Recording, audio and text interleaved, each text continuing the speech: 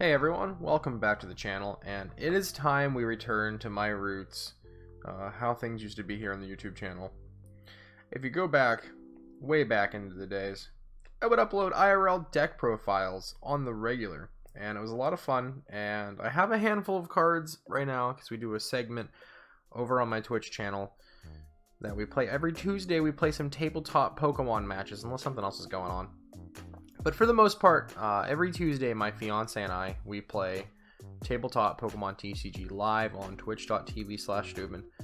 And I'm live almost every day over there anyways, so come hang out. We play Pokemon TCGO Monday, Wednesday, and Friday, and then a little bit of whatever else every other day of the week. We have a community day on Sunday where we kind of just play whatever the chat wants to play and play with everybody there. It's a lot of fun. But we're going to return to the roots of the channel, and I'm going to start bringing back the IRL deck profiles with a twist. So this week I'm going to bring to you Single Strike Urshifu VMAX. And this is one of the favorite decks for myself coming out of Battle Styles. And a lot of people don't necessarily vibe with Single Strike. I'm not quite sure why they think it's inconsistent or bricky. And I mean, every deck has that opportunity. And by no means am I like a top tier competitive player. But I do have a lot of fun when I play. So that's my main focus here, is to bring a little bit more fun and enjoyment and give you a little bit of like a, I guess, unique deck twist to take on with things. So I have seen some results with this online. I've played some IRL games and it's been a lot of fun.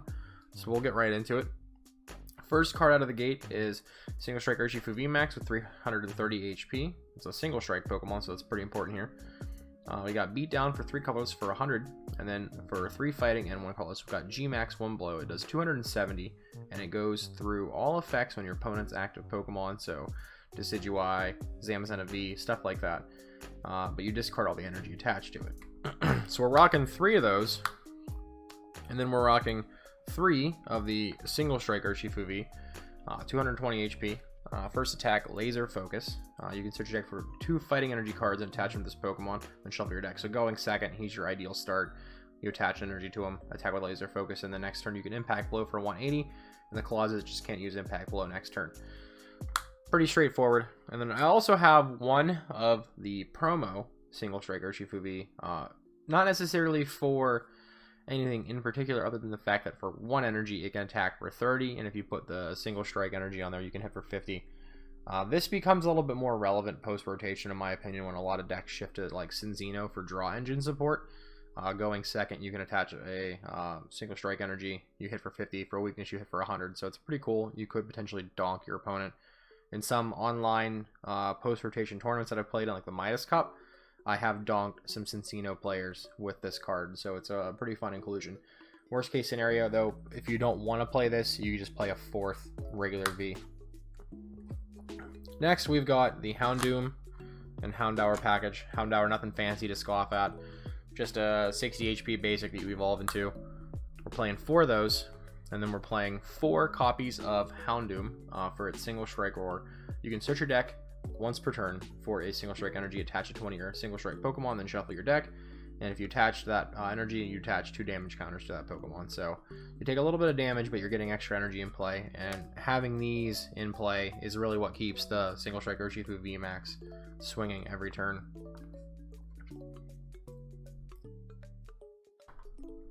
Then now we're into the support Pokemon. Nothing fancy. We've got 1 copy of Crobat, 1 Dedenne, a Jirachi GX, and a Mew for bench barrier.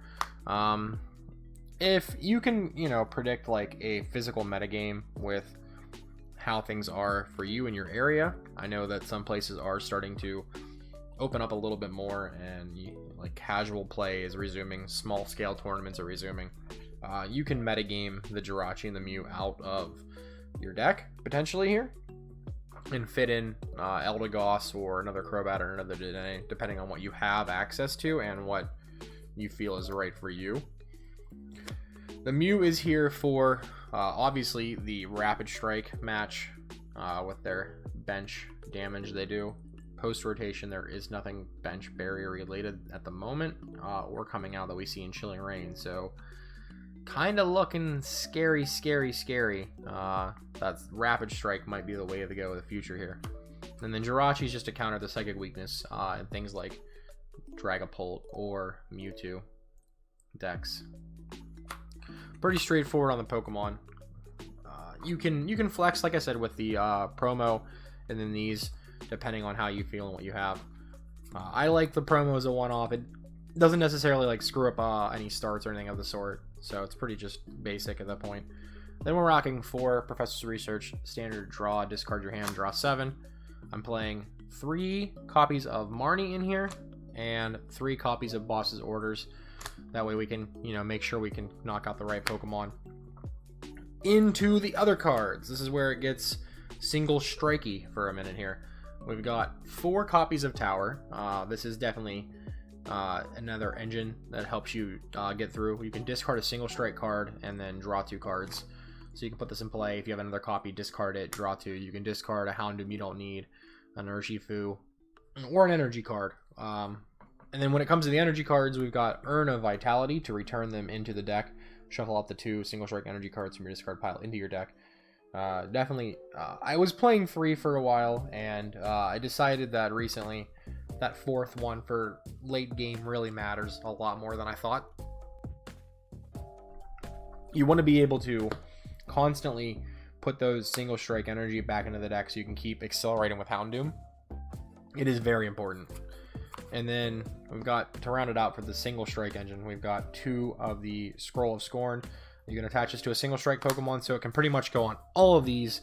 And for 1 energy, it does 10 plus, 10 for every damage counter on it. So if they can't one-shot your VMAX after you've discarded all your energy, you can bring the scroll up onto it, and then you can hit them pretty heftily here. For a lot of damage. So they got to be able to one-shot you. If not, Furious Anger is really going to give them a run for their money. I really like the scroll in matchups with Zacian V, because Zacian V, even with the sword and the ADP's extra damage, can't hit this hard enough. If you start pretty good, you have a very favorable matchup against ADP and Luke Metal and Pika Rom. You definitely body all the tag teams, but at some of the other V cards, you have bad matchups with this. Into the other trainer cards, we've got 2 copy of Switch, 2 copy of Air Balloon, just your general mobility there. I've got 3 Communication, and these could be Incense, and they will be post-rotation since we're not going to have most of this stuff here. And then we've got 4 Quick Ball, just your discard, search for a basic. Pretty straightforward. Energy, we've got 4 of those single strike energies. When it's attached to a single strike Pokemon, it provides Dark and Fighting. It can only be attached to a single strike Pokemon, and that Pokemon does 20 more damage, and you can keep stacking them up. So Houndoom can attack with 2 of these for 90. You can attack with Houndour. It's kind of funny if you ever play against Mad Party, you literally just go Houndour with single strike energy, and you're knocking out everything in their deck that matters as an attacker. So the Bumblebees you're hitting for 40. The Poltergeists you're hitting for 80 because of weakness. It's pretty clutch. And again, you put these back into the deck with the urns and just keep cycling through your attackers. Then we've got 2 stone energies that reduce your damage taken by 20. Kind of cool. Math fixing. And then to round it out, 4 basic fighting energy. This is the deck for now. I know when we get Chilling Reign, we're going to get things like Karen. We get the little the lantern for putting a single strike supporter back in your hand, basically a Versus Seeker. So we'll probably end up playing less Research and less Marnie and more things like Karen and Bruno and Flannery. Flannery's really good, discarding a Stadium and a Special Energy and being able to put it back, and you can use it as tower food too. So we really do go more turbo-y in the future because we'll have even more targets to discard with Tower, and then we'll be able to recur them with the Lantern. I definitely think Single Strike has a good position in the post-rotation metagame. You really don't have any crazy unfavorable matchups there other than Dragapult. I could worry about the Rapid Strike if they set up fast enough with this, but if you really do just plow through, you're good to go.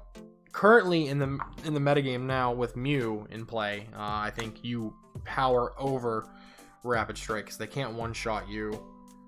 They can only knock out your bench guys if you don't have Mew, and it just becomes like a power struggle for them. If you just have one loaded up Urshifu, you're pretty much ready to go.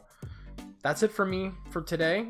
Stay tuned for another deck profile soon, and then maybe later on after that second deck profile shows up, there may or may not be a match between this and whatever that other deck is.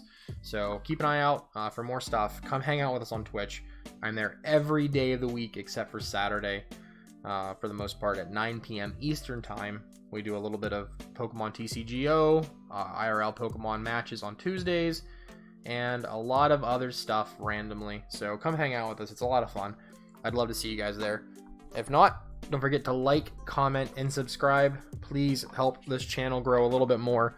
And down below, if you're interested in buying any of these cards whatsoever, you can check out my TCGplayer.com affiliate link. Any purchase you make on TCGplayer helps the channel grow, whether you're buying some awesome Dragon Shield sleeves or some staple trainer cards or some Pokemon to finish your decks. Get ready for our IRL play if and when organized play comes back soon. We're hoping, fingers crossed, everybody's fingers crossed. But hopefully we'll see you again. Come back and see you later over on the Twitch. Have a good day.